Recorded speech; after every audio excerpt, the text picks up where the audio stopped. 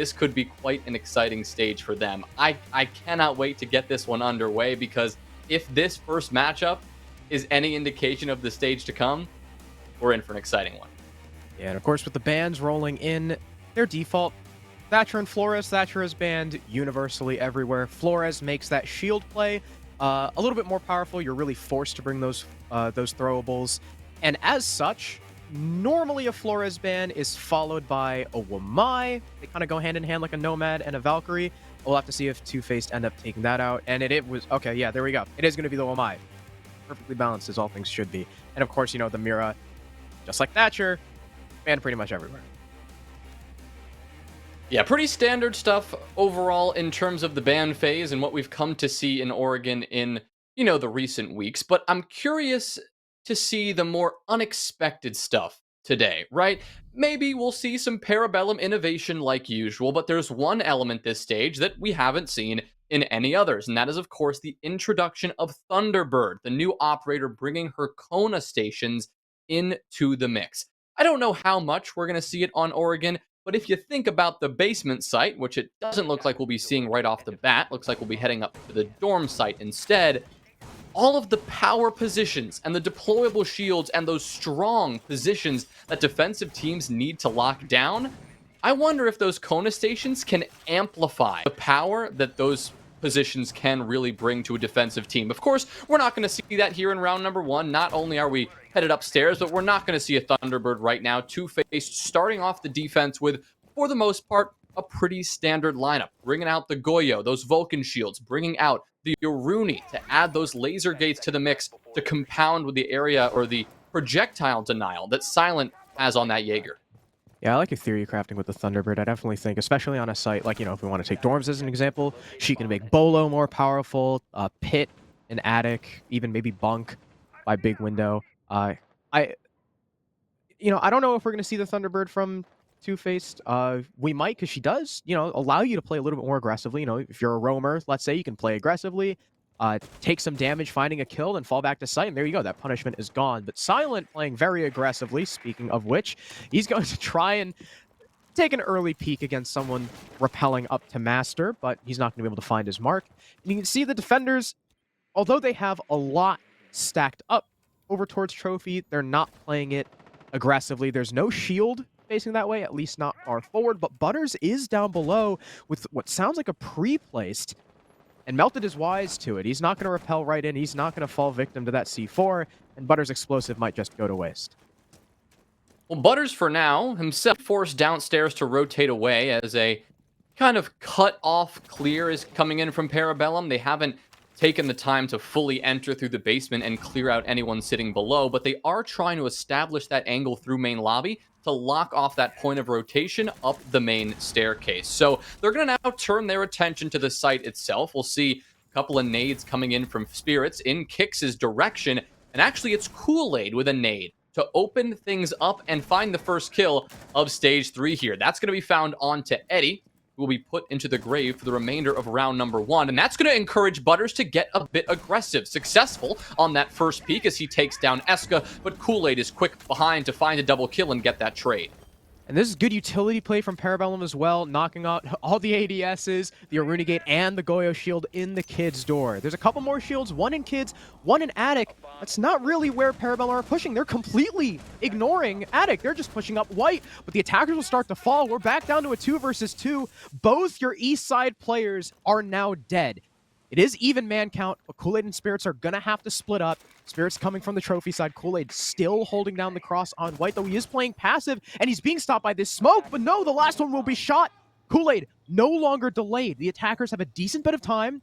40 seconds left. More drones coming out from Spirits as well, and he's got the Iana clone he can work off of. Both these defenders, looks like they know exactly where the diffuser is, but Silent on the prone peak, he'll get his head shot off, and it's just Surf. 1 versus 2. Case now recovered by Spirits. It'll likely be up to Kool-Aid to try and cover this plant, but they've got pings. They know exactly where Surf is. Kool-Aid will hold the angle, but lose the fight, and Spirits is just going to stick. He knows he's got no time, but the sprint from Surf, get him off the plant. 15 seconds, but Surf is so low, but still wins out with the shotgun. 1 pump into Spirits. Two-Faced, able to still recover round number 1.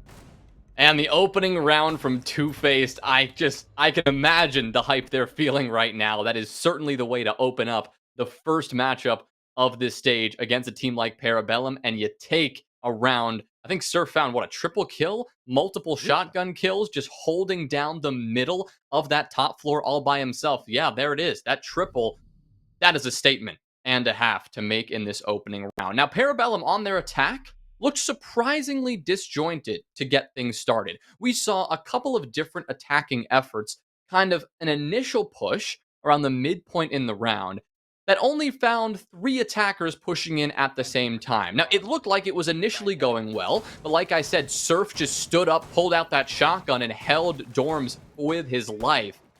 And then Parabellum, they kind of got stuck in their tracks a little bit. 2 players, Spirits and Kool-Aid, they were the last alive, but also because they weren't as involved in that initial push as I was expecting. It was kind of 2 separate narratives going on in that Parabellum attack, and it seemed that while the initial effort was strong, it wasn't quite strong enough to overpower Surf, just holding things down. And Spirits and Kool-Aid, although they gave it quite an effort in the end, they weren't able to get past him either. I also got something I noticed, Jonah, is, something that we praise Parabellum for a Mhm. lot is their drone structure. They have incredible drone structure. They're a very info-based team because they're so strat heavy, because they rely so much on the IGLing of Penguin. But before the clear was even finished, PB had lost half of their drones. And I wonder if that has something to do with the disjointedness of their execute. Maybe they just didn't have enough info to work off of because of that early loss of intel. So hopefully, for Parabellum's sake, it doesn't happen again as more drones come in, but they don't drone far enough before Eska makes his entry into T3. Eddie lands a beautiful shot onto that player, and not only is that an opening pick, but that means Butters is also not seen yet. If he can stay tucked in the rear stage with Eddie shooting his drones, it could be another freebie for Two-Faced. Yeah, interesting here how we had the 1-for-1 switch with Butters and Eddie on to their respective operators. It was Butters before holding down that Goyo roll, but now switching off to the Aruni, and he looks like he wants to get aggressive here. He's tucked carefully here in T1, and he's not going to be able to find much because the rest of these attackers are busy pushing down the stairs, but they are simply not aware of his position. That's an easy kill for Butters. Penguin, hoping to retaliate, will go for the vault and will get punished for it. A bit of a blunder there from Penguin, a bit of the surprising one at that, leaving Parabellum in an uncomfortable 2v4. All of this action happening within the first 90 seconds of the round, and Two-Faced coming out on top thanks to some aggressive playstyle. Yeah, I don't want to say it, but PB, I told you so. They did not drone it. Butters got the freest pick of his life, and I guess we still see Penguin in entry mode, I guess, though even when he was on hard support at Invite, he had the most opening engagements on his team.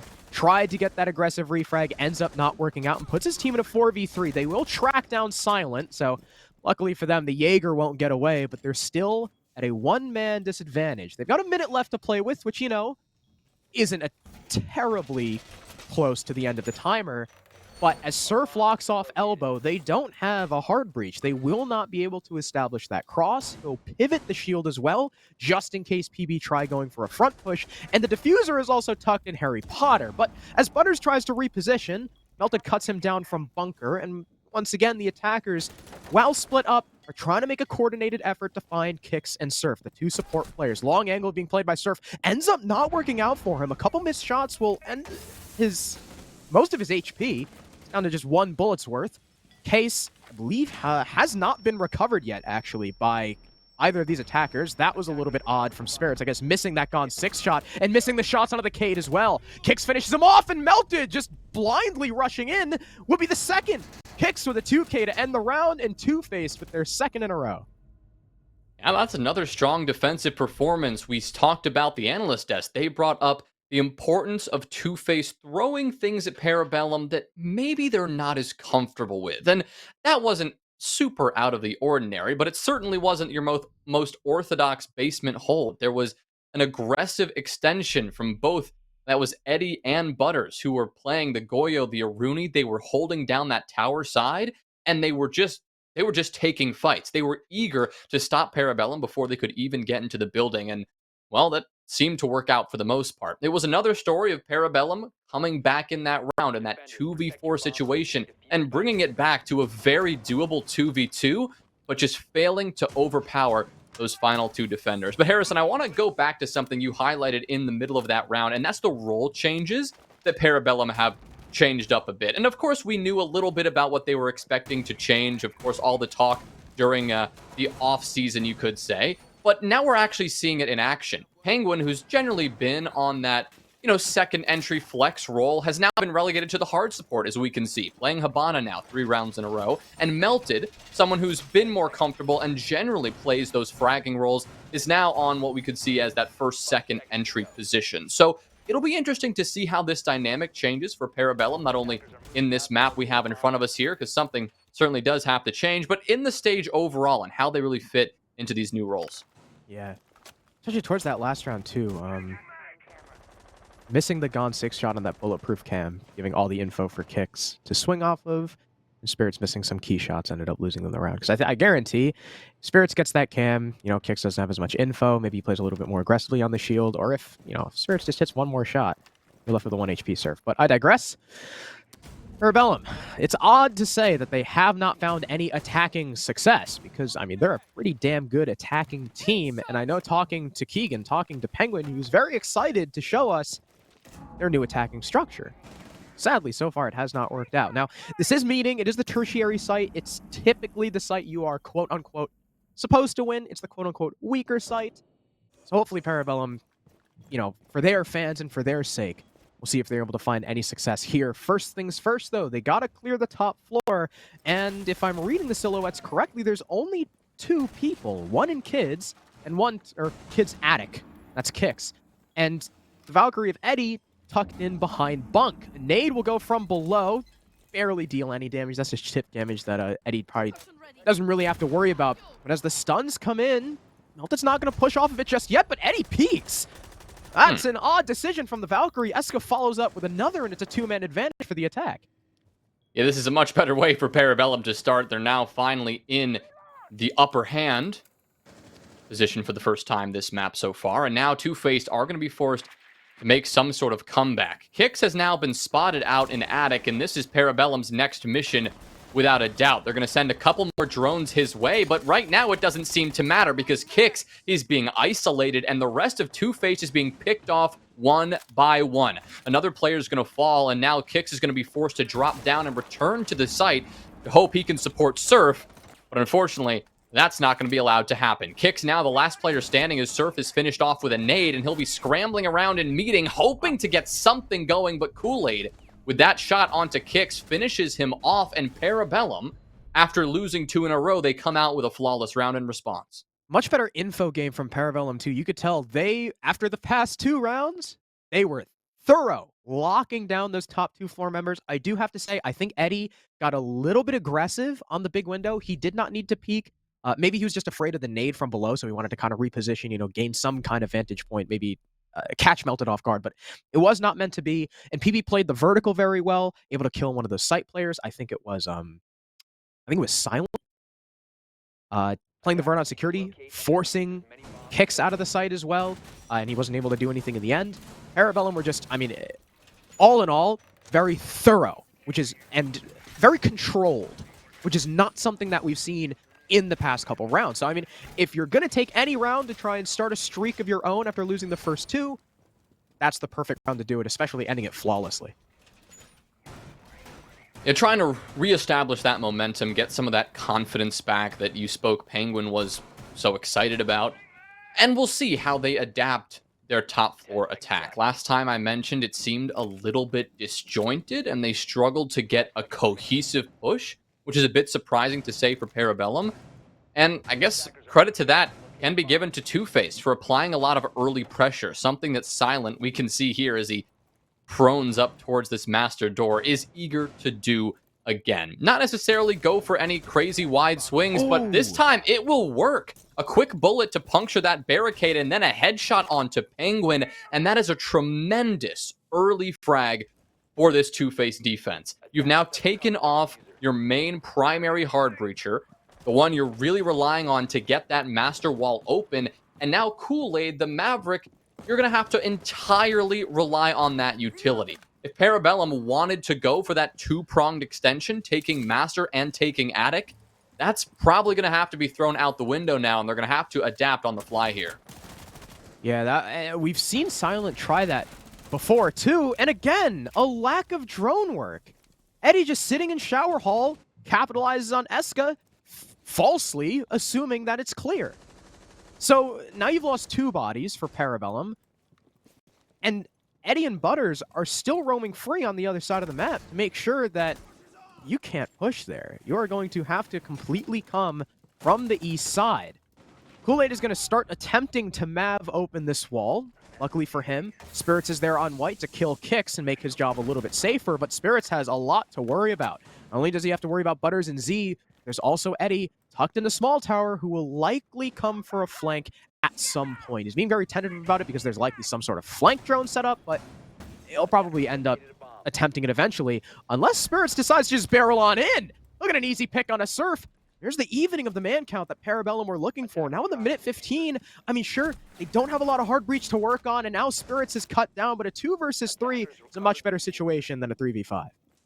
I like this strategy from Parabellum. They realized how many players were off-site, and they said, you know what, let's get on the doorstep of this objective, and let's start pressuring them out. They may have waited a little bit too long for that strategy to bear as much fruit as I initially expected, because now Two-Face has been allowed to rotate back, and Butters is going to light up Kool-Aid and shut him down. Silent on the swing will actually light melt it up, but Butters with the pistol in hand will be credited with that fatal blow. An excellent attempt there from Parabellum, trying to change up that attacking strategy on the fly, but unfortunately, maybe a little bit of indecision lost them that round. I really did like that attempt. It looked like Spirits was going to pressure that site with the entire team, and they would have just sent it onto the objective, knowing that there were two members of the defense downstairs and roaming still. But unfortunately, waiting a little bit too long to actually get that done, and opening the door for Two-Face to get back to the objective and hold it down until the end of the round. I also saw the ping on the Aruni, or wherever that yellow ping was. I think it was on the wrong side of the doorway, calling out for Spirits. I mean, it didn't matter eventually because he just got pinched by those 2 players.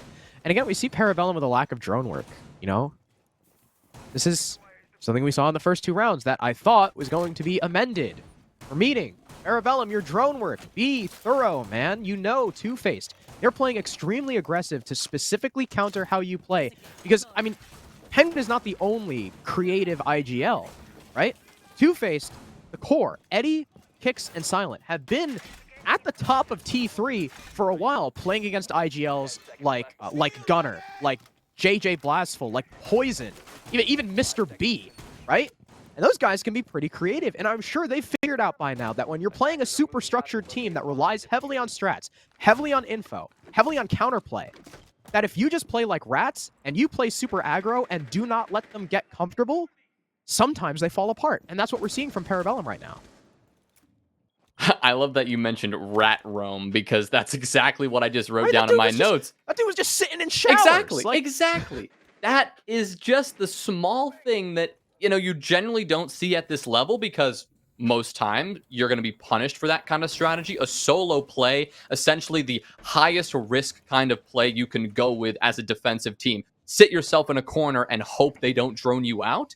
And at this level, that rarely ever works. But in the case of Parabellum, you mentioned the drone work has been a problem, and Two-Face has exploited that very successfully thus far. Now, Silent, he will be spotted out by a drone, so an immediate correction has been made, and Silent, after seeing that drone, will rotate away and play a little bit safer. Looks like Butters has rotated back to the site as well, no longer holding that position in T3 or anywhere in tower, in fact, allowing now Parabellum to finally make up some ground in this map and take this control. But we can see by the pace here and the amount of time on the clock, the Parabellum are wary now. They're taking their time a little bit more and making some adjustments as to how they take this map, and as patient as they need to be to clear out all these corners.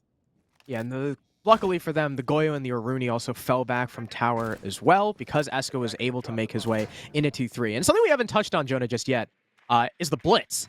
This is something we see a lot from PB. When they take in a basement, If they want elbow, they're going to take elbow. They're going to do it with that blitz. There's not a lot that's going to be able to stop Spirits, who has been in spawn on those flank cams the entire round so far. He's going to set up with Melted for this push, but they've got to worry about this guy Barrels, and they've got to worry about the guy Harry Potter. Those are the people holding the cross, preventing this blitz push in, because as soon as the blitz tries to turn that corner and run into elbow, there's going to be a gun on one of those doorways or on those head holes that's ready to meet him. Now, Surf only has one gas canister left, and there is 40 seconds. There's only... So he doesn't have enough time to lay by himself, but luckily enough, there's two C4s to back it up, but here's a sprint in from Penguin just down the hatch, kills the man Harry Potter, Spirits blinds, the Goyo and Elbow takes that control, it's another one for Penguin and Pillar, and things are falling apart for this defense. A C4 goes out in desperation, but it does not land, the Blitz gets 2, and PB take round 5, they take firm control.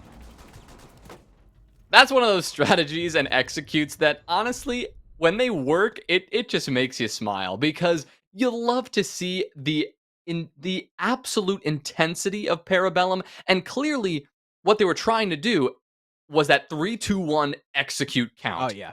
We saw it, and the moment the full sprint from the Blitz came into elbow, you knew it was all about to go down. And man, it really did. At the same time they're pushing elbow, they're applying as much pressure into pillars as possible to do exactly like you said, Harrison, prevent a crossfire from being found and the Blitz being shot in the back, because that is your number one priority when you're running that kind of strategy. I mean, and then just beautiful play all around from the entire team, collapsing all over that site, allowing that Blitz to push through elbow and take control of Closet, getting that final kill. It really was a textbook execute when it came down to the actual push. Now, Two-Faced, as a defense in that entire round, I loved their progression as well, and how they didn't allow Parabellum to get the early picks that they were desperately hunting for. I mean, you mentioned how, they were sitting in spawn on flank cams for, 2.5 minutes of the round, because they were so suspicious that somebody was going to come up on that flank. But Two-Faced, they were aware that Parabellum were probably making some adjustments, knowing the strategy as a defense they've brought round after round now. They adjusted, and not a single player died to a flank cam. Not a single player died because they were over-aggressive. They simply got outsmarted on the site itself. Yeah, that was a beautiful execute. And again, thorough droning. Parabellum, I guess with the exception of round 4, was it? They've started to learn from their mistakes, but it's not going to help. Despite finding Silent, look at the opening pick on his Spirits. Now, luckily for Parabellum, it's not unanswered. Silent does go down, but, at what cost? You lose your Iana, you lose nades, you lose one of your primary sources of clearing those Aruni gates. You lose a lot of info. And Spirits is 7-4. He's your top frag. So if you're going to go 1-for-1 with anyone on this squad right now, I think Silent chose the best target. At least it's not Penguin. I mean, we've seen him on the receiving end of these opening picks a couple times from this aggressive play. So you have your hard breachers still in the mix.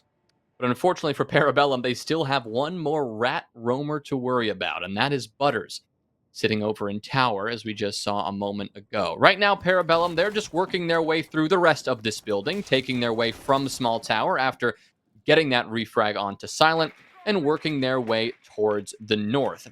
Now, Penguin sending his drone here, and we'll see how thorough he is. Looks like he was thorough enough. Butters trying to rotate back in time, but not checking the angle, and got a little bit complacent himself. So we're seeing this complacency kind of go both ways on these teams. Butters the next victim to it, however, and that gives Parabellum a one-man advantage going into the last minute 15. That's a little bit of the weakness of a kind of ratty style of play, right? Because the goal of the ratty style of play is to get free picks, and once the attackers wise up to it, you try to make them slow down, right? That's the goal of the ratty play. But in slowing them down, if you're continuing to play the ratty play, it's going to take longer for you to get those freebies because they've slowed down. And that means once you get spotted, if you get spotted, it's very likely that the attackers, by that point in time, already have enough control established to get a cutoff, which is exactly what we just saw there.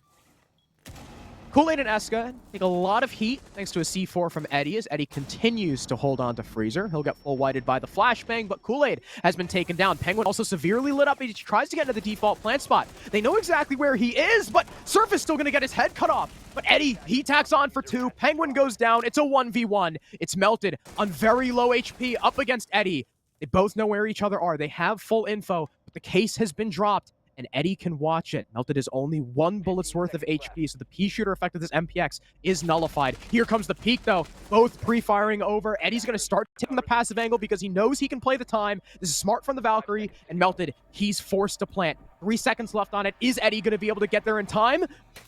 It goes down. Here's the come up. There we go, Eddie. The triple kill. Nearly the save from Melted, but unfortunately the slow ADS time really doing him in. And Two-Face take that 4-2 half. Wow, that was a surprising turn of events in that execute. I mean, just after we were praising Parabellum's push in from that elbow side, looks like they had a couple of mishaps and just couldn't find the trades as well as Two-Face just did. With an excellent hold on that basement site, Two-Face now complete their defensive half with a 4-2 split. That's a great way to start this map, but they still have a long way to go. I know Parabellum, they really wanted that third attacking round. Had they taken it, I suspect they would have entered their defensive half with a lot of confidence and maybe the edge. But now I think we're at relatively equal footing right now, and Parabellum, they really still have a lot of ground to make up. I mean, this is 2 rounds, 2 full rounds against a team who clearly has your number so far. But of course, heading on to this defensive side, now we'll get to see how Two-Faced can attack, and this is where we get to see if any weaknesses emerge on the other side of the coin. Yeah, because while Parabellum are very proud of their attacks, many people consider the defense to be a little bit easier. You can't be, with the playstyle that Two-Faced have shown, you can be aggressive on the attack, but you can't really be ratty. You can't rely on the attackers misdroning or having a lack of info unless you're like constantly hitting the crouch walk like down main stairs or something, which I mean we might see. It's very, very probable, I would say, that someone on Two-Faced is going to hit a crouch walk flank with no info and try and skate around the defense at some point. Maybe it'll be I would say normally, if we were casting Old Honor, it'd probably be Surf, but he's on secondary support now. Maybe Eddie, maybe Butters. Sounds like a Butters thing to do, but of course, we'll have to see as Two-Faced start their clear from the small side of things. They're going for full horizontal. They likely already have drones upstairs, so they know that's completely clear. They just want to make sure that, well, PB aren't doing the same thing that they were. Yeah, we see no one from PB tucked over in small tower. The nearest player to this clear is going to be Eska, who is going to be holding a pretty typical position on the top of Freezer stairs. His job, just shoot out a couple of drones as they work their way towards him and back off the moment he senses that pressure. And here it is. That pressure is already close around the corner. Eddie just holding down left click with that LMG, contesting with Kool-Aid, who is just repeatedly swinging with that shotgun. He'll be fine for now to continue to do that because they've got a plethora of intel. Penguin is sitting on this camera, watching exactly where Butters is positioned, so Kool-Aid is going to continue to hold this position very firmly.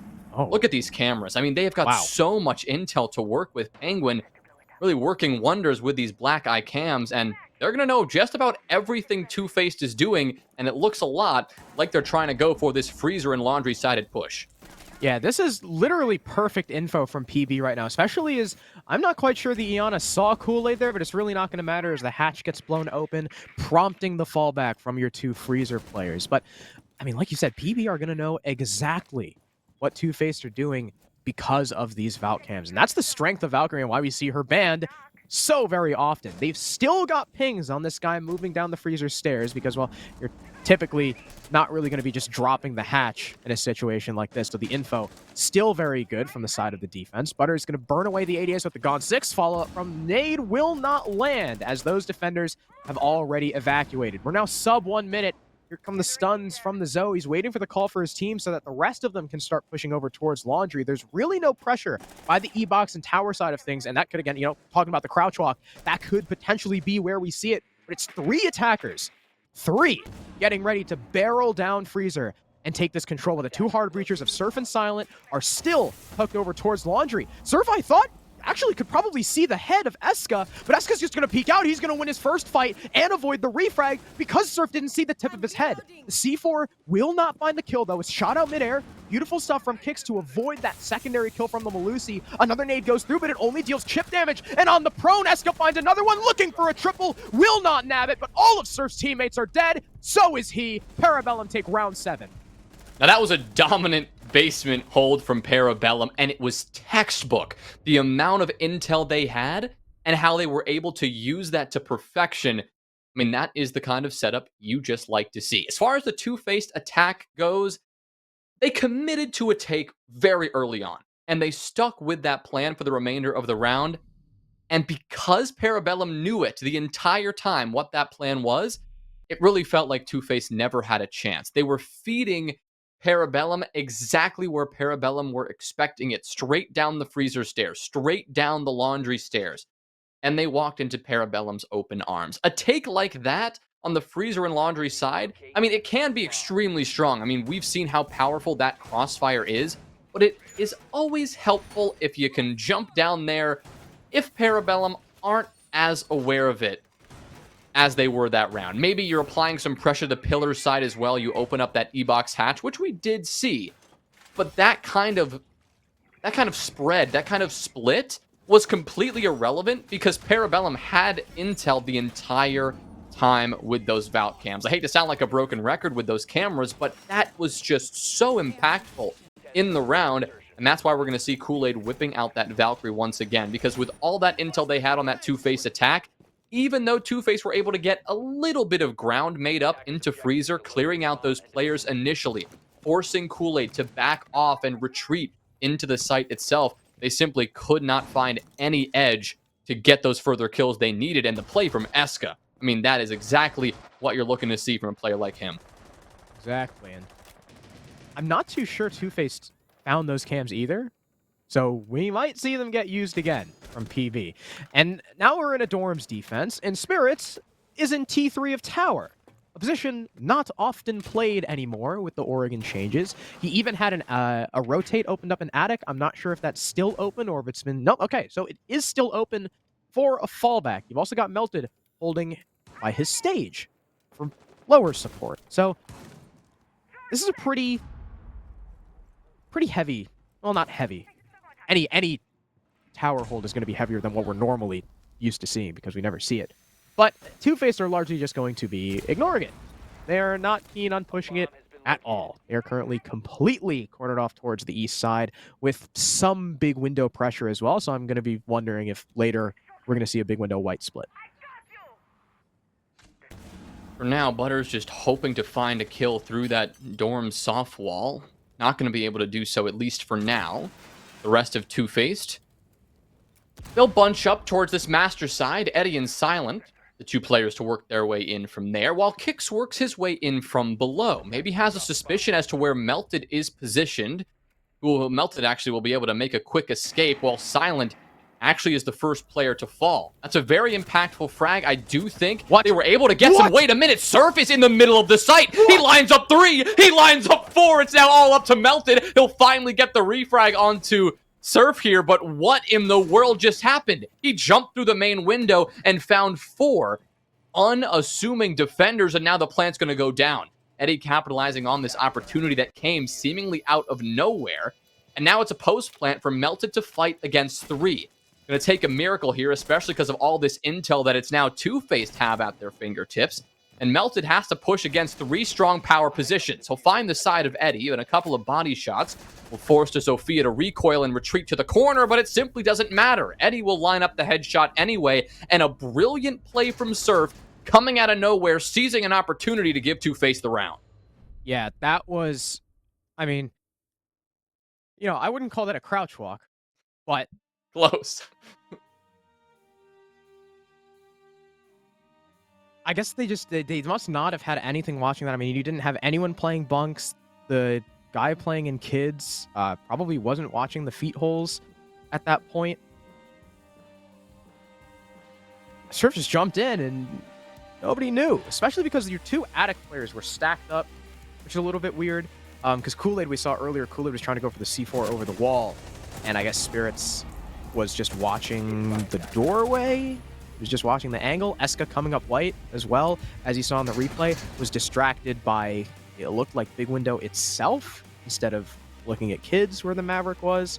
So I think this is a perfect time for a timeout because that round, a play like that from Surf should never be allowed to happen. Yeah, some mistakes there from Parabellum, and props to Surf for exploiting those. And yes, I like the timeout here from Parabellum. I think it's as good a time as any. You don't want to wait until you're already on match point, because at that point, maybe the damage has already been done. At this point, though, they still have that 1 round cushion, or technically 2 round cushion to work with, but they also find themselves down 2 rounds on the defensive side. They've gone 1 for 1 so far. And the intel game, as much as I emphasized it in the previous round, seems to have failed them in round number 8. I mean, they had the Valkyrie in play. They still had, theoretically, should have had all that intel at their fingertips, but Surf found a way to find an opening, to find a blind spot in that network of intel.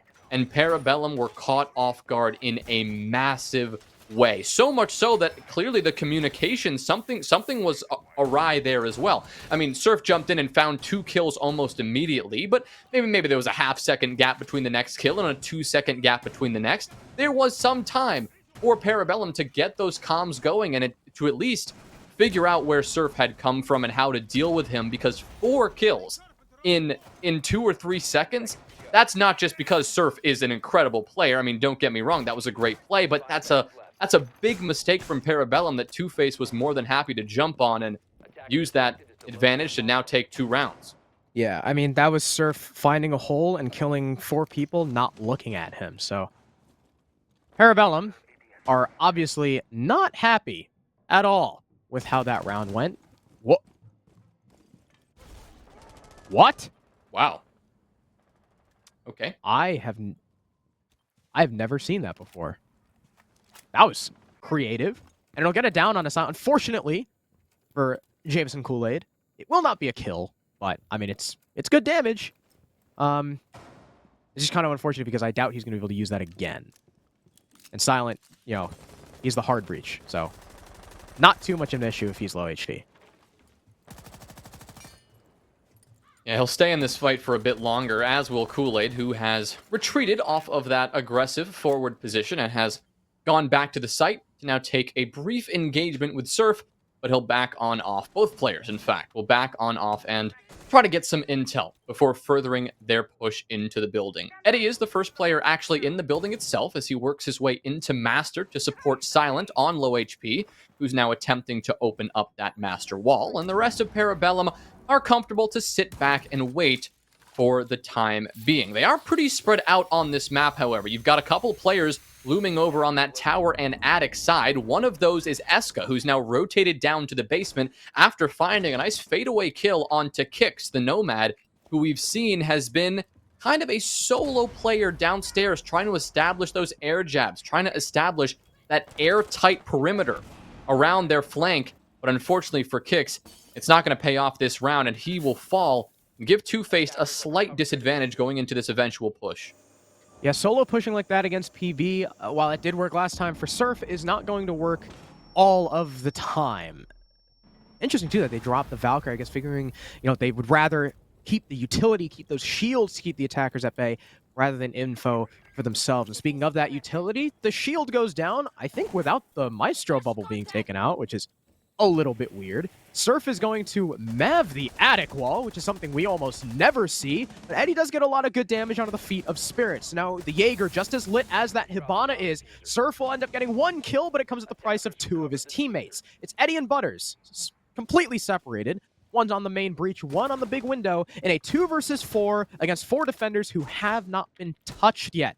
You've also still got a C4 in the pocket of Eska, and Penguin will now start using his gas canisters, and it's pretty much perfect timing. I mean, he's got 1 left. That one on the big window is going to last until 10 seconds. Eddie goes down on the breach with the case. This round is pretty much irrecoverable for Butters, unless he goes absolutely insane. There's 1 good kill. There's 2. Maybe you're just kind of throwing bodies at him, but now that he's stuck in the barb, it's an easy kill for Eska. Parabellum don't let it get too out of control.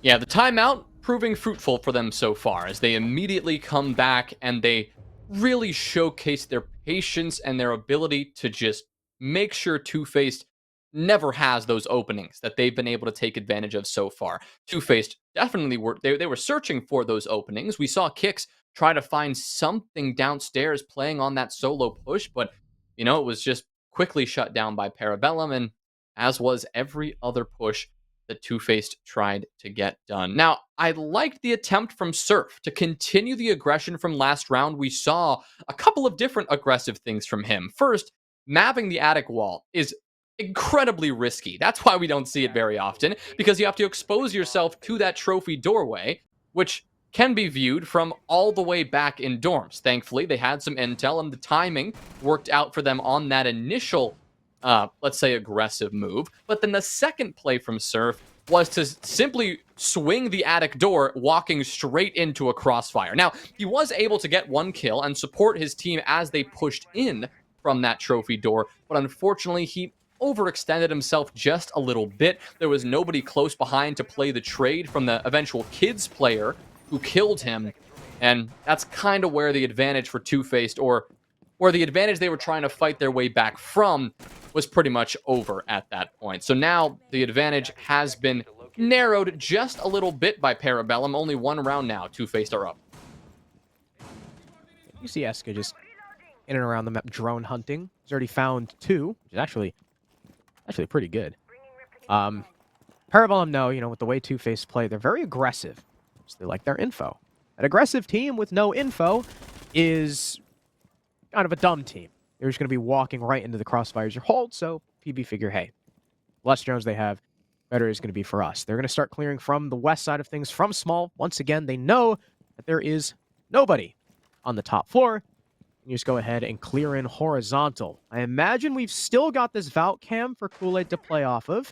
I would assume he'll eat a nade to the face, but it really barely does any damage at all. Last time he did waste a pretty significant amount of time and drones here. He's taken out another 2. So if Two-Face don't have something else to deal with the smoke, they could be stuck here again.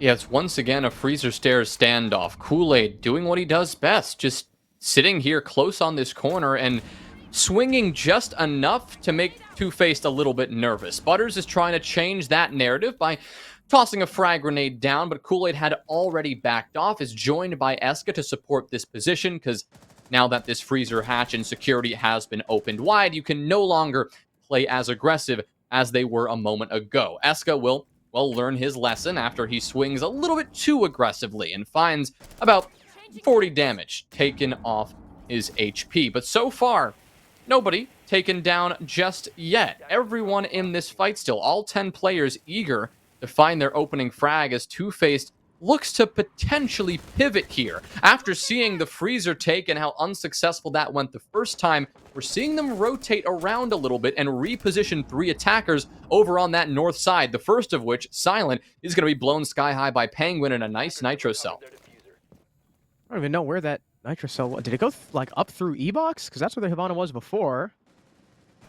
Yeah. Wow. Holy crap. All right. Good C4, Penguin. 1-man advantage for Parabellum. You take out the Hibana, but her job is largely done. The Valcam will be spotted by Surf, so no more free info in meeting the defense. Butter's still solo in Freezer, applying this pressure, making sure that the defenders cannot completely ignore that position and focus more body towards the main execute. But with only 25 seconds left, this could get hairy for this attack. Spirits is just going to peek right up tower and destroy Eddie.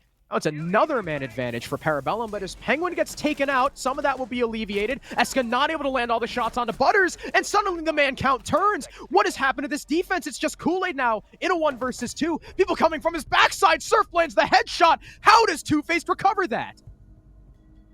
Gotta say, it looked like Parabellum just lost their wits and got way too aggressive. I mean, it was the swing from Laundry that really revealed that to me. It was Butters tucked close in the freezer after just getting 1 kill on a long angle through the long haul into pillar, right? That was a great kill. And there's really no reason. I'm not sure who it was. Might have been Eska on the Malusi sitting in Laundry itself. He went for a wide swing and just got absolutely slammed. That was one mistake. And it seemed at that exact moment, everyone else from Parabellum died at the same time. I don't know if that was a coordinated execute from Two-Faced, because it looked like they were still unable to get into the site. Parabellum had done a great job up to that point of actually holding them at bay, and all of a sudden, it just completely turned around. I was thinking that Parabellum really had this basement on lock. They had forced Two-Faced to rotate from one failed attack to what looked like it would be another failed attack. It was a 5v3 after all, with Parabellum in the advantage, and Two-Face find a miracle. I mean, props to them, but I have no idea how they pulled that off.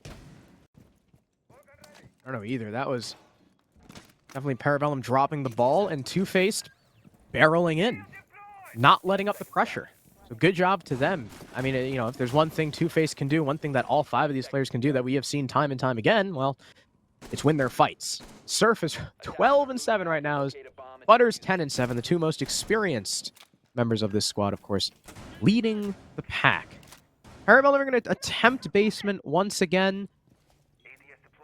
Pretty much the exact same lineup, hoping that they'll be able to find some success. But the attackers are just going to start blindly just rushing in. Melton gets an easy one onto Butters. They also try to just walk into Attic. That doesn't work. Everybody pushing bunker side dies, and the round is over. Jeez. Okie dokie. Parabellum with the flawless round. I'm not sure what Two-Faced were doing, other than, I don't know, trying to win in the most Other than dying? demoralizing way possible for Parabellum. But yeah, that failed. They all just died. All right. Interesting. Looking at the last flawless round from Parabellum, of round number 3 that was, on a meeting attack. Thankfully for Two-Faced, at least you can look back at that and say it's not like it gave Parabellum a ton of momentum. Two-Faced was able to take the round immediately following.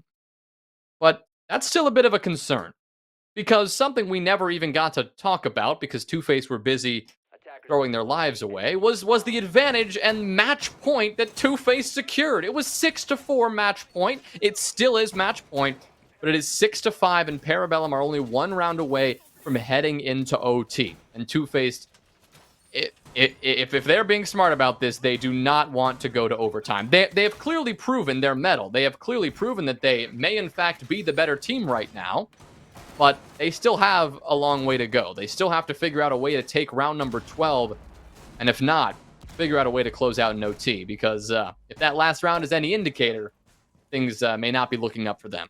I'm also interested as to why PB have not brought out one of the tertiary sites. It makes me think maybe, especially against the way Two-Faced play, if they're uncomfortable on their 3rd site. Also, Spirits saw that drone.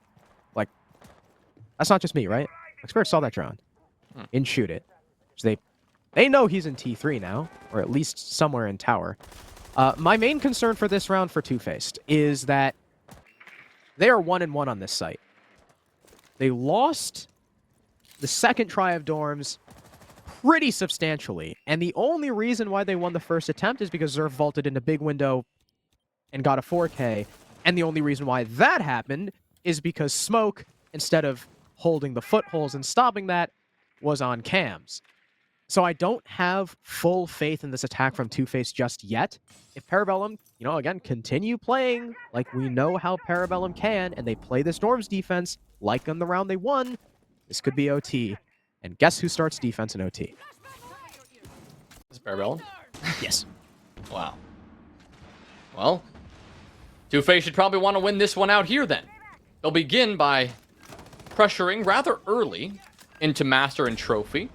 They'll get a couple of those Vulcan shields dealt with. The main one, staring at the trophy door, has been taken care of. So that's a good bit of progress considering we're not even 90 seconds into the round. They've got the Master wall open. Silent is now holding that angle, and now he'll actually be shut down right at the onset of that peak. Kool-Aid and the Alda in hand will go for that wide swing, and that will net him the kill.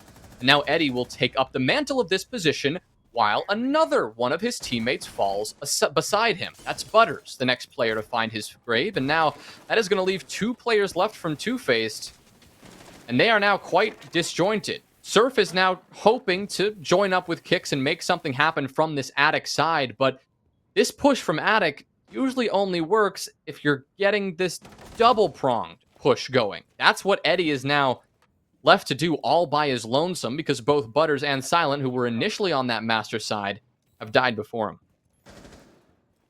I guess the one solace for the attack right now is that they did, I think, get Attic open, if I'm not mistaken, and Kool-Aid is pretty low on HP.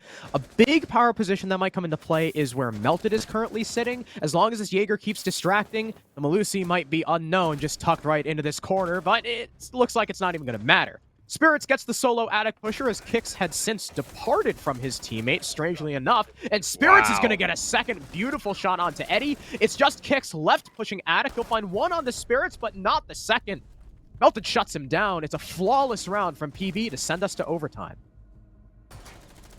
OT it is. Parabellum have made the comeback. They take that timeout and they bounced back pretty strong. Of course, Two-Face were able to take one round since then, but Parabellum and the 3 rounds, that is definitely a pretty strong message to send here.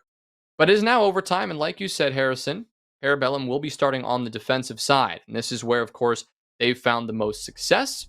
It has been 4-2 on the defensive side on both of these halves for both of these teams. So if the pattern continues, we know what outcome to expect. But I think this map has proven that I don't think we can expect the expected. We've got an interesting one on our hands, and we're going to have to get a quick technical timeout while they make sure these operators can be selected, because it is OT after all, and you really want to make sure you get this one right. You also really want to avoid rehosting. You don't want that, especially in OT. I hate rehosting before OT. It really makes me upset. It looks like Melted is just really can't choose his op. So hopefully that's fixed soon. Something else, Jonah, that hasn't happened yet. Two-Faced haven't taken their timeout. Now, of course, that's true. This is going to kind of serve as a little bit of a timeout for the players to talk among themselves. Now that I think about it, do Two-Faced have support staff? Do they have a coach or an analyst? I'm not entirely sure. I don't. Hopefully, you know what? Somebody in chat will call us idiots for not knowing. Yeah. I personally, I'm gonna go out on a limb. I don't think they do. So maybe that's why they figure they don't really need the tack timeout, because they don't have a coach to talk to. But it's a little bit weird. Maybe if they lose this round, right? Maybe if they lose this round, they'll try and take the timeout and stem the momentum. Because if they lose this round, it'll be 3 in a row from Parabellum, the longest streak that we've seen in this game so far, as it's been fairly back and forth. And Jonah, first round of OT, we have a clash. Yeah, this one's going to be interesting, right? Because we're in basement, and so if you're seeing a clash on Oregon, this is generally the sight you can expect. More often than not, the role of a clash is going to be to sit at that blue door and hold down that construction push that generally comes in from the attacking team. But I don't know how I feel about this decision, because we haven't seen that push from Two-Face yet. Of course, in the round they threw away almost instantaneously. Yes, they full sent it through bunker. But every other time, and when they found a bit more success, they're doing what we can see right now. They worked their way in from the west. They cleared through small tower, and they worked their way up into freezer. Here's something interesting, though. Penguin is not holding down blue right now. He's sitting right in the middle of this hallway, just staring Butters in the face. Actually, turned out that was his Gemini clone, so I don't think that was too big of a deal. But Eska, who is sitting behind him, got torn to shreds in the meantime. He's been now taken down to about 30 HP. He's backed off, and that's going to force Penguin to play a bit more carefully here without that support from behind. I'm actually really surprised Penguin is able to get down Freezer, considering Kix was holding Z and could have easily shot him in the back. Nade will go through, but because Penguin has a shield in front of him, it won't kill him, though it does deal a pretty damn significant amount of damage. So I guess instead of the Valcams, this is their source of info on the Freezer stairs. Another nade goes out. It will not do really any significant damage again, and this clash will continue harassing Butters. And I mean, you know, they have Eddie on the Zoe. They maybe have an air jab they can use, but other than that, Penguin might be pretty difficult to deal with. So they've got the security hatch open, which is now force Penguin to back on off all the way at least to that freezer door. Kool-Aid's backed off, Eska's backed off. So Two-Faced have made the progress they need to at least alleviate the amount of pressure that Parabellum were applying on that freezer stairs position. But this has come later in the round than we've seen it any time previously. So Two-Faced are now going to be fighting essentially from a disadvantage compared to their standing in any previous round at this point. They're now under 60 seconds to go. Still 5 players to deal with on this site. And Two-Faced are once again a bit all over the place on this attack. C4 goes out from Eska. Butters will take a good bit of a hit there, but not enough to take him all the way down. But enough to dissuade Two-Faced from taking Freezer anymore. They've now fully rotated over to this E-box hatch, fully rotated to this north side, and this push is going to hinge on how well they can frag out here. It will start off in a positive note for them as Kix gets that opening blow onto Spirits, and now they place themselves in the advantage, but time is not on their side. They need to get going. They haven't dropped E-box either. They haven't been able to open the hole, at least not yet. And the hole was meant to clear the player barrels, but there's no one there. The Clash still in play as well, can call out perfect info. Penguin will end up just pulling out the gun, curiously enough, as this player just barreling in from everywhere. Eddie will try to breaching charge the softball, completely fail, even though he gets the kill. Surf with another before Eska trades. The plant is going down. It's a 1v4 for Eska, and he's stopped in his tracks by Silent. Two-Faced take round 13, despite low time, despite the gas canister, despite their breaching not work. They still do what they do best. They win all of their fights. What a mess. Oh my lord. that was a wild execute. It really looked like it was going to culminate in an absolute disaster. But Two-Faced, that is several rounds now. That's got to be at least 3 rounds where it's looked like an unwinnable situation and they turn it into a winnable one. And to do so on a round like this where it looked like they were all over the place, not even on their execute, but everywhere? I mean, that is very impressive.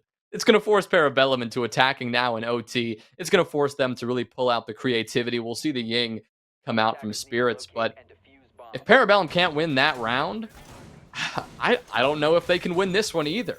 Two-Faced are proving their mettle now round after round. And I gotta say, it doesn't necessarily look the prettiest, but they are getting the job done. And they're doing it against what we thought would be the strongest team coming into this matchup and to potentially the entire stage. All they need is one more round and they will take this win. Two-Faced just gotta put something together on this top floor defense. They've found success here before. In fact, they've gone flawless on this site. Both times they defended it, they were able to win. Yeah, PB losing that first defensive round is a massive blow. That cannot be understated, especially with the way the sites have been working out so far. Like you said, Two-Faced, they love this site. Silent is... Wait, let me wait on that. Okay, all right. Silent is going to be unable to get an early pick over towards Master. Luckily enough for Parabellum, they're not going to be crippled early. They're also bringing a Ying. This is a big change. They no longer have the Iana of Spirits, no longer have that info, the Gone 6, the nades. They have the Candelas and Smokes. And what does that tell you about a Dorms push?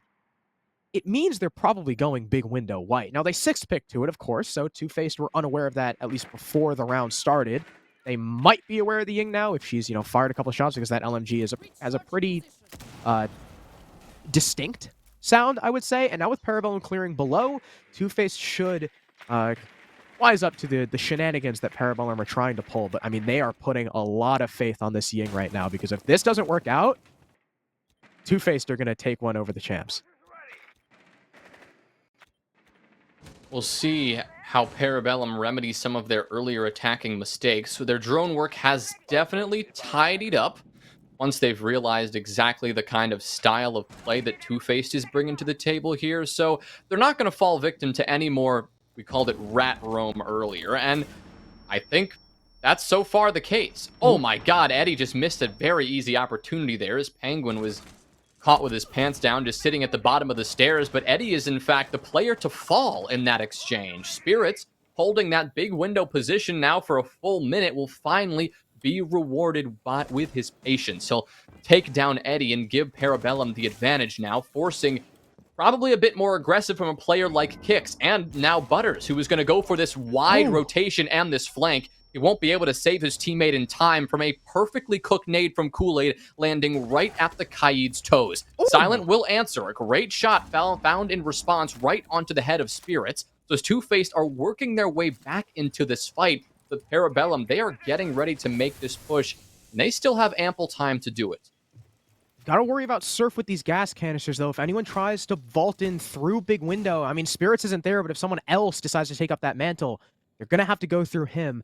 As Silent and Butters are still over towards the east side of the map. They're a little bit separated from this smoke. If the smoke dies here, that could be huge. But Kool-Aid, he's got no idea Butters is here. He's hitting the crouch walk. He's watching Trophy. That's a freebie for the Goyo. There's the equalizer. Silent. He rolls the man count into the favor of the defense. It's all on Melton and Penguin. The IGL and the new pickup. Penguin gets severely lit up. He's dead. It's just Melton. He'll take out one. He's got the LMG in hand, but barely any HP. He's got to pick up the case. There might be info on him as well. There's only 3 seconds. This match is effectively over. Two-Faced, the new blood to CL, win their first game over the previous stage champs, 8-6. They have sent their message, and it has been received in a big way. Parabellum fall at the hands of Two-Faced, who roll into this match with what it looked like all the confidence in the world. Extremely impressive.